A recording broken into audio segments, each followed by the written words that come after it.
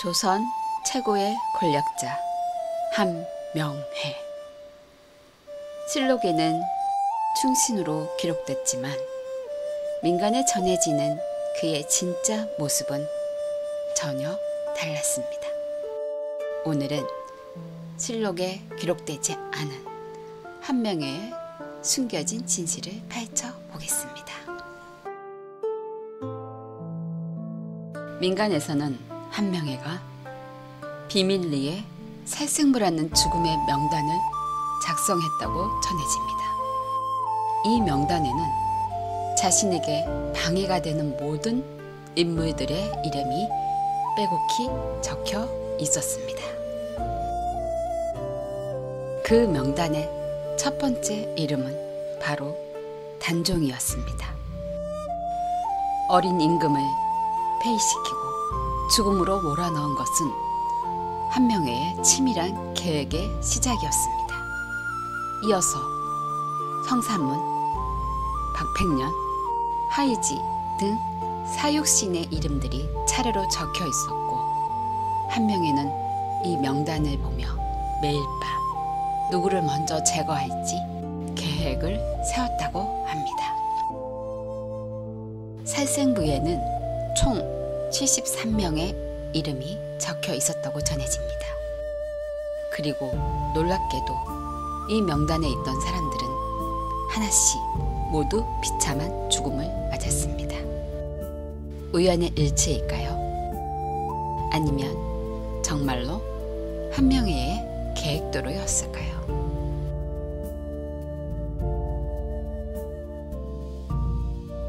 한명회가 70을 넘긴 말년, 그의 몸에 이상한 병이 찾아왔습니다.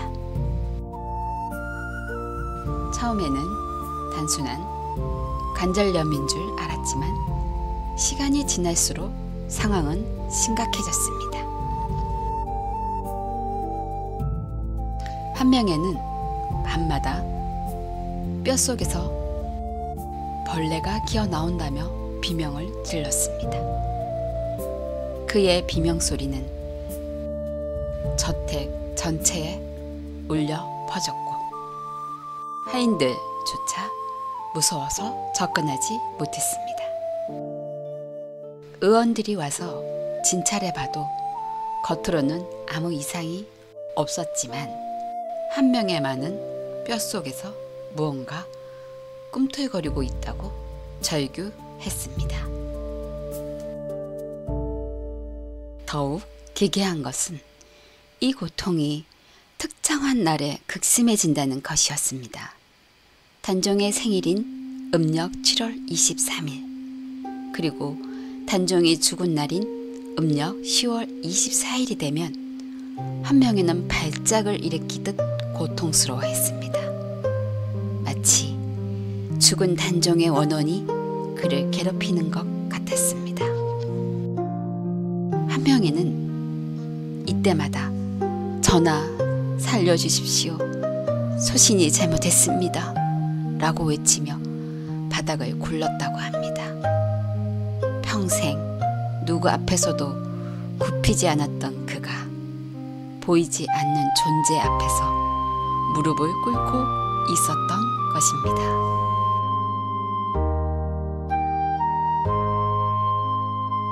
실록에는 절대 기록될 수 없었던 한명회의 진짜 모습을 민간에서는 피의 재상이라 불렀습니다.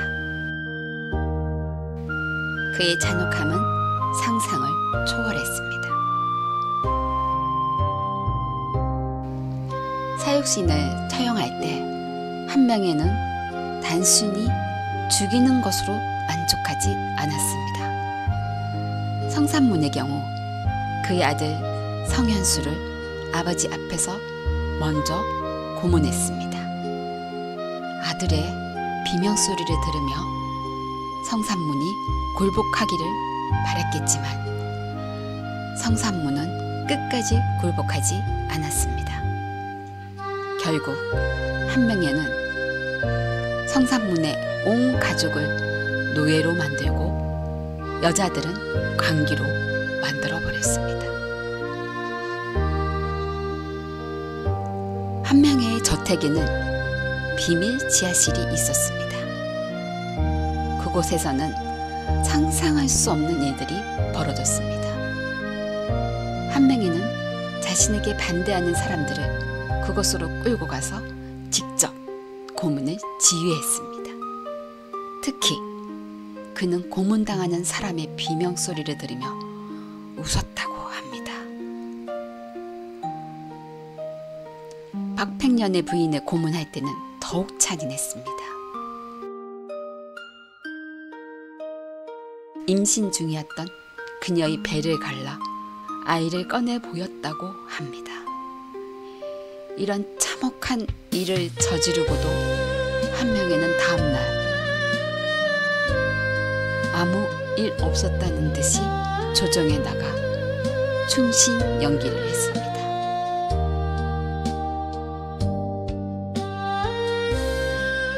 한명회의 가장 무서운 점은 그의 연기력이었습니다.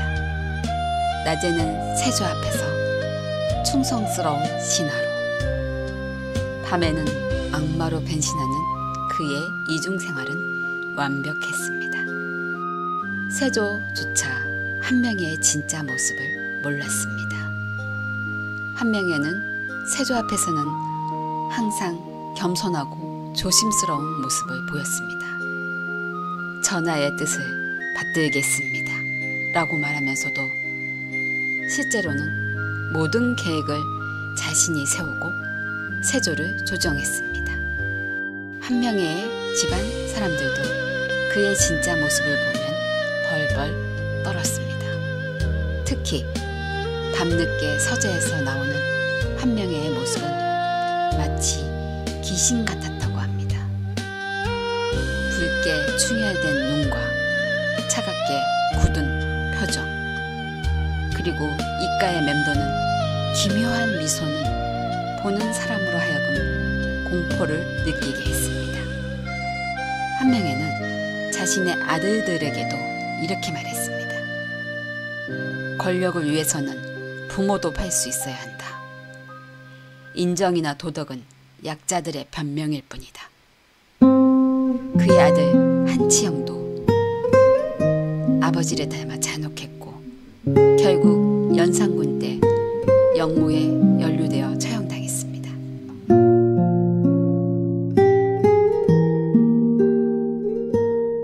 한명회의 분은 정당한 봉급으로는 설명할 수 없을 정도였습니다. 그는 권력을 이용해 온갖 불법적인 방법으로 재물을 축적했습니다. 한명회는 관직 매매를 조직적으로 운영했습니다. 돈을 받고 벼슬을 파는 것은 물론 뇌물을 받고 죄인을 석방시키기도 했습니다. 심지어 사형수도 돈만 주면 살려줄 정도였습니다. 조선의 법이 한명의 손안에서 농간당하고 있었던 것입니다. 한명회의 저택 지하에는 거대한 금고가 있었습니다. 그 안에는 뇌물로 받은 금은 보화가 산더미처럼 쌓여 있었고 중국에서 들여온 비단과 보석들로 가득했습니다. 당시 조선에서 가장 부유한 사람은 왕이 아니라 한명회였다고 해도 과언이 아니었습니다. 더욱 충격적인 것은 한명회가 왕실의 보물까지 빼돌렸다는 사실입니다. 세조의 장례식 때 사라진 금강과 옥새가 나중에 한명회의 집에서 발견되었습니다. 그는 자신이 섬겼던 왕의 무덤까지 도굴한 것입니다.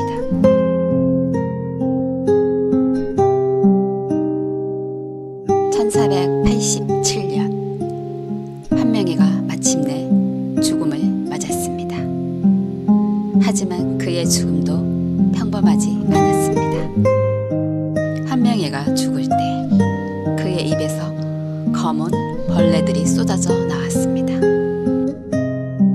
수십 마리의 벌레들이 그의 입과 코,